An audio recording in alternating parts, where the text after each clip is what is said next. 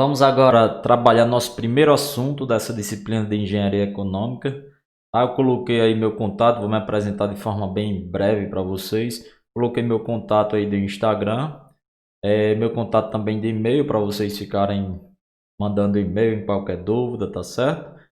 E fazer uma apresentação rápida. Meu nome é Rondinelli, eu sou mestre em engenharia, especialista em estratégia de negócios e engenheiro de produção, e vou estar com vocês aqui nessa disciplina de engenharia econômica. Tudo bem? Vamos seguir, vou passar os assuntos agora. Esse primeiro assunto é de juros simples nessa nossa primeira aula, e vamos seguir nessa disciplina até a avaliação de viabilidade de investimentos, que é o foco principal da nossa disciplina, tá bom? E vamos seguir aqui na nossa sequência de apresentação. E vocês podem acompanhar aqui o nosso slide, tá? Vou apresentar agora a disciplina. Nós vamos ver, como tem listado aí, fundamentos da matemática financeira, a questão do valor do dinheiro no tempo, capitalização simples, desconto, capitalização composta, taxa de juros, que vai estar dentro de todos esses assuntos, as séries de pagamento uniformes, na relação de financiamento, na relação de empréstimo, e análise de alternativa de investimento, dentro também colocando aquela questão do risco e da incerteza. Então, para a gente chegar lá na análise da alternativa de investimento, a gente precisa de toda essa base de métodos de capitalização, tá? E nós vamos começar aqui nossa primeira aula trabalhando os fundamentos da matemática financeira e também juros simples, tá bom? Então, vamos seguir aqui. Eu costumo dividir a minha disciplina em alguns questionamentos-chave. Quando a gente consegue responder esses questionamentos, aí a gente consegue aliviar a nossa disciplina e saber que a gente conseguiu compreender e abarcar todo esse conhecimento. Tudo bem? Então, vou precisar de muita prática, porque é uma questão que vai envolver muita matemática, é uma disciplina que vai envolver muita matemática. E vamos para os questionamentos, que eu coloquei 4, aí você pode acompanhar também aí no slide. O que é a matemática financeira? Então, vou conceituar esse tópico da matemática financeira. Vocês precisam compreender isso, e é muito simples também. O dinheiro o dinheiro tem valor no tempo. O porquê que ele tem valor no tempo, o porquê da variação da sua valorização de acordo com o tempo. Quais os componentes do diagrama de fluxo de caixa? Então, vou apresentar para vocês o diagrama de fluxo de caixa e nós vamos ver essa relação dos componentes. Como funciona o sistema de capitalização simples? Então, nessa aula aqui, nessa videoaula, nós vamos responder esses 4 quesitos principais, esses 4 questionamentos principais, que vão dar a oportunidade, a base para a gente partir para um outro assunto, tá bom? Então, seguindo, nós temos fundamentos da matemática financeira. O que é a matemática financeira? Como eu coloquei aí no slide, você pode perceber, a matemática financeira é a aplicação de métodos voltados para a matemática para solucionar problemas financeiros. Então, a conceituação é simples e objetiva, tá? São alguns métodos que nós vamos utilizar da matemática para solucionar problemas financeiros. Então, a matemática financeira, ela vai acabar dando todo esse respaldo para essa análise financeira que sejam feitas, que são necessárias e são feitas no nosso dia a dia, no nosso cotidiano. Ok? Vamos seguir. Partindo dessa conceituação, nós vamos para aquela relação do valor do dinheiro no tempo. Por que é que o dinheiro, quando no passar de tempo, ele tem mudança na sua valorização? Por que é que ocorre essa mudança? Eu coloquei aí, elenquei 4 tópicos principais que vão que vão conseguir nos explicar por que é que o dinheiro muda de valor de acordo com o tempo, tá? Primeiro, o que é dinheiro? Dinheiro é um instrumento que vai possibilitar um meio de pagamento na forma de moeda ou de cédulas, né? Ou de cédulas que elas são controladas pelo governo, né? Pelo governo de cada país. E nós vamos colocar essa relação, o que vai afetar, eu coloquei, como eu falei para você, 4 tópicos principais, que são o consumo, inflação e deflação, custo de oportunidade, vocês veem aí, e também a relação de risco, tá? Vou pontuar cada um desses pontos agora, cada um desses tópicos que eu coloquei, para que vocês compreendam de uma forma mais clara como cada ponto desse, cada tópico desse vai influenciar nessa valorização, nessa variação, na verdade, de valor de dinheiro de acordo com o passar do tempo. Ok? Então, vamos para a questão, tratar a primeira questão do consumo. O que é que o consumo faz com que esse dinheiro tenha valores diferentes com o passar do tempo? Então, o consumo ela é caracterizada pelo consumismo humano, né? Então, são diversas as emoções que fazem com que o ser humano configure uma necessidade de se ter, de se consumir, de se ter determinado objeto. Essa necessidade deveria ser a questão principal do consumo, deveria ser a necessidade essencial mesmo.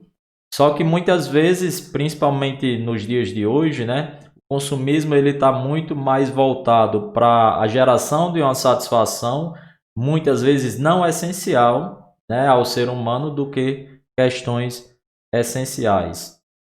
Então eu coloquei aí um tópico que fala que a emoção ela deve ser preenchida, né, no consumidor quando ele faz essa aquisição.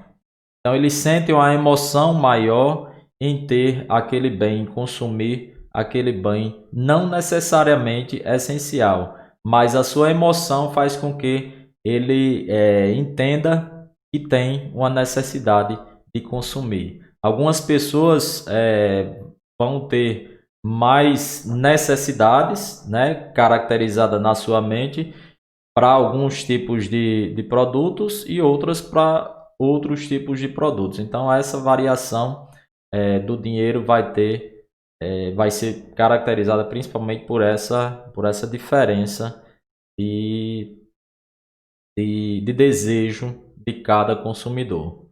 Então pode-se dizer que existem preferências temporais de uso e de consumo de determinados produtos. Então algumas pessoas acham que aquele produto ou serviço tem mais valor do que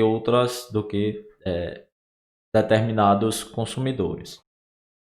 Por exemplo, atletas que jogam tênis, por exemplo, né, ele desembolsa valor para a compra dos seus equipamentos que outras pessoas que não praticam esse esporte acham ali que aquele equipamento não valeria aquele valor. Então é questão de percepção por consumidor, tá? Então essa é a relação do consumo, ok?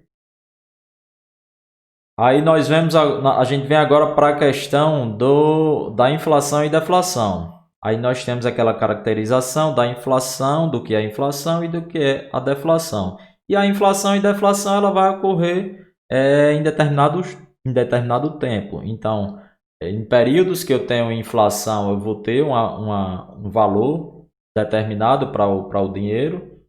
E no período que eu tenho deflação, eu vou ter um outro valor determinado para aquele mesmo dinheiro. Então, eu tenho aí a alteração do valor do dinheiro, né? Conhecendo inflação como um aumento contínuo, né, e generalizado de preços de bens e serviços por determinado período, né? E deflação sendo o inverso, né? A deflação é a descida generalizada de preço. Então, o que é que acontece aqui? Trocando aqui bem simples, de forma bem simples. Período de inflação, o que é que acontece? O dinheiro em si, ele perde valor porque os produtos e serviços aumentam de valor. Então, é como se eu tivesse um poder aquisitivo menor. Então, meu dinheiro está sendo ali desvalorizado. Quando eu tenho a deflação, já vai acontecer o contrário, né? Eu tenho aquele mesmo valor que eu tinha no período da inflação, mas aquele mesmo valor do período da inflação, nesse exemplo que eu estou dando aqui para vocês, ele vai conseguir, num período de deflação, comprar muito mais bens e serviços, tendo em vista que os valores de bens e serviços no período de deflação ele teve queda. Então é como se eu tivesse aí uma maior valorização do dinheiro. Tudo bem? Então, aí a gente segue para o próximo tópico que eu coloquei, que é a questão do custo de oportunidade.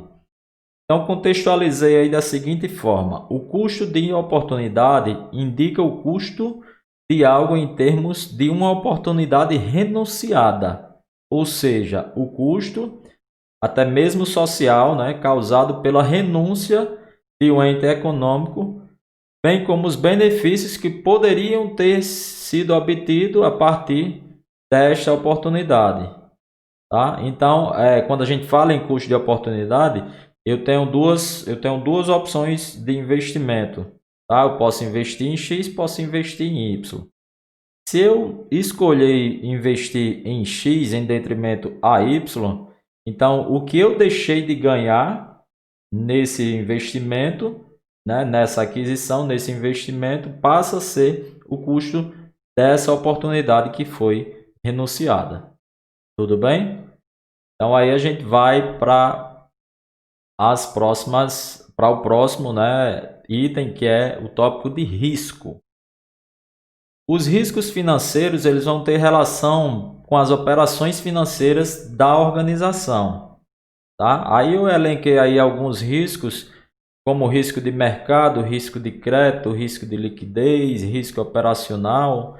Então, quando a gente fala em risco financeiro, vai ter um envolvimento muito grande com aquele ponto das aquisições de contratos que a empresa já fez e qual o risco dela não cumprir com aquelas obrigações. Então, sempre vai ter esse risco associado dentro dessas previsões, né, que foram feitas pela empresa, pela organização como um todo. Qual o risco da empresa não conseguir um crédito para bancar as obrigações? Qual é o risco da empresa não conseguir transformar rapidamente seus bens e serviços em caixa? Que aí eu vou para... Aí é um exemplo de risco de liquidez, tá? Qual é o risco das operações da empresa não conseguir produzir a ponto de transformar esses bens e serviços em caixa, que aí é um exemplo de risco operacional. Então, de acordo com o passar do tempo, tudo isso pode ser alterado, pode ser modificado. Então, por isso que o dinheiro ele tem essa variação com o passar do tempo. Então, o dinheiro ele é valorado ali pela fotografia atual do cenário, tá bom? E com o passar do tempo, esse cenário pode se alterar e esse valor do dinheiro ser maior ou menor, dependendo das circunstâncias. Tudo bem? Então, esses são os 4 tópicos principais e vamos agora tratar do diagrama de fluxo de caixa. O diagrama do fluxo de caixa é uma representação gráfica, tá? Uma representação gráfica das entradas e saídas de caixa projetadas de uma organização. Então, a gente vai utilizar muito esse diagrama de fluxo de caixa para facilitar os nossos cálculos e facilitar a gente conseguir visualizar o caixa da empresa pelos períodos à frente, pelos períodos futuros. Então, o que é? Eu coloquei aí bem simples para vocês, ó. O diagrama é essa figurinha que tem aí, né? Com essas entradas, setinha para cima, setinha para baixo, linha horizontal. Então, vamos ver o que é cada uma delas.